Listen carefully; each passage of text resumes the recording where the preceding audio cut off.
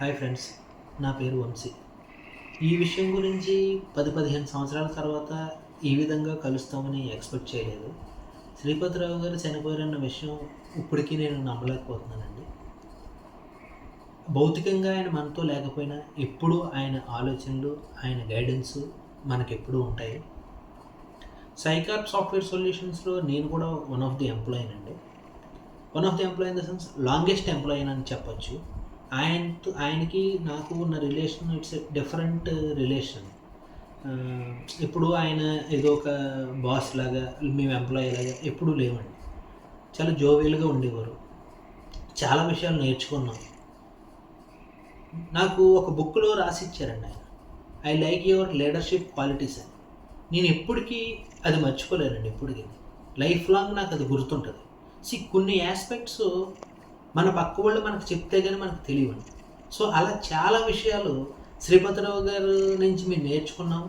అలాగే మాలో ఆయన ఐడెంటిఫై చేశారు. ఐడెంటిఫై చేసి కూడా మాకు చెప్పారు. ఐఎమ్ రియల్లీ థ్యాంక్ఫుల్ అండి. I'm really thankful. వాళ్ళ ఫ్యామిలీకి వన్స్ అగైన్ చెప్తున్నానండి, నా సపోర్ట్ ఎప్పుడూ ఉంటుంది. Thank you very much. నా పేరు స్వర్ణలత అండి. నేను శ్రీపతిరావు గారి ఆఫీస్లో 1 సంవత్సరం పాటు వర్క్ చేశాను. 2009-10లో వర్క్ చేశాను. ఆయన మన మధ్య లేకపోవడం నిజంగా బాధాకరం. ఆయన కంపెనీలో వర్క్ చేసినప్పుడు ఆయన లోకల్గా లేకపోయినా, న్యూజిలాండ్లో ఉన్నా సరే ప్రతిరోజు ఏదో ఒక ఎంప్లాయీతో మాట్లాడుతూ వాళ్ళని మోటివేట్ చేస్తూ ఉండేవాళ్ళు. అండ్ ఆయన తెలిసిన ప్రతి వాళ్ళకి ఆయన లేకపోవడం బాధాకరం. ఆయన ఆత్మకి శాంతి కలగాలని కోరుకుంటూ. I was deeply saddened about Sripath Rao's passing away. I worked with him in my first organization. He is very cooperative and helpful. My deepest condolences to his family. నా పేరు జగదీష్ అండి.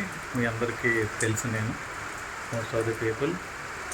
నేను సైకార్ప్ సాఫ్ట్వేర్ సొల్యూషన్స్ శ్రీపతిరావు గారు పెట్టిన కంపెనీలో 4 సంవత్సరాలు work చేశాను. At the time he was our technical lead. So మేము ఈ స్థితిలో ఇప్పుడున్న రెప్యుటేటెడ్ కంపెనీలో వర్క్ చేస్తున్నామంటే దానికి కారణం శ్రీపతిరావు గారండి. సో ఈ mentor is very well. So ఇప్పుడున్న కంపెనీలో నేను వర్క్ చేస్తున్నాను, ఈ స్థితిలో ఉన్నాను అని అంటే మై లైఫ్లో Sripathirao is one of the person. And బాధాకరణ విషయం ఏంటంటే ఇప్పుడు ఆయన మన మధ్యలో లేదు. సో ఆయన ఆత్మకి శాంతి కలగాలని ప్రార్థిస్తూ ముగిస్తున్నాను. జూన్ 1, 2006లో సైకార్ప్ సాఫ్ట్వేర్ సొల్యూషన్స్ అనే సాఫ్ట్వేర్ కంపెనీని శ్రీపతిరావు గారు తన ఫ్రెండ్ అయినటువంటి సుబ్బరాజు గారితో కలిసి ఎస్టాబ్లిష్ చేశారు. అప్పుడు నేను వెబ్ డిజైనర్గా దాంట్లో జాయిన్ అయ్యాను. అప్పటికి ఒక 15 మెంబర్స్ టీం అయితే ఉండేవాళ్ళు అనమాట. సో నాకు అది కొత్తగా అనిపించేది. నాకు అది సెకండ్ జాబ్ అండి. అంతకుముందు చిన్న కంపెనీలో చేశాను. అప్పట్లో శ్రీపతిరావు గారు మోటివేటివ్గా అందరికీ ఎక్స్ప్లెయిన్ చేసేవాళ్ళు, ఎలా చేయాలి, ఈ వర్క్ ఎలా చేయాలి, ఆ వర్క్ ఎలా చేయాలి అని మోటివేట్ చేసేవాళ్ళు. నేర్చుకోవడానికి ఛాన్స్ ఇచ్చేవాళ్ళు అనమాట. స్కిల్ సెట్ని పెంచడానికి ఇన్స్టిట్యూట్స్ ఉంటాయి కదా, ఇన్స్టిట్యూట్స్కి వెళ్ళమని వాళ్ళే పే చేసి మరీ మనకి నేర్పించేవాళ్ళు. అలాగే ఇన్సైడ్ వచ్చేసి .NET మీద వర్క్ చేసేవాళ్ళు, టెస్ట్ ఇంజనీర్స్గా వర్క్ చేసేవాళ్ళు, డిజైనర్స్గా, వీళ్ళందరూ కూడా అన్నీ కలిపి అందరూ కూడా వర్క్ చేసేవాళ్ళు అనమాట. అంటే నేర్చుకునేవాళ్ళు. అప్పట్లోనే నేను .NET అయితే నాకు కొంచెం నేర్చుకున్నాను, బాగా నేర్చుకున్నాను. దాంట్లో ఫ్రంట్ ఎండ్లో దాంట్లో ఈ CMS టూల్స్ కొన్ని నేర్పించారు. టోటోఎస్ SVN అని, అంబరాకో CMS అని, ఇలా నెట్వర్కింగ్ రిలేటెడ్.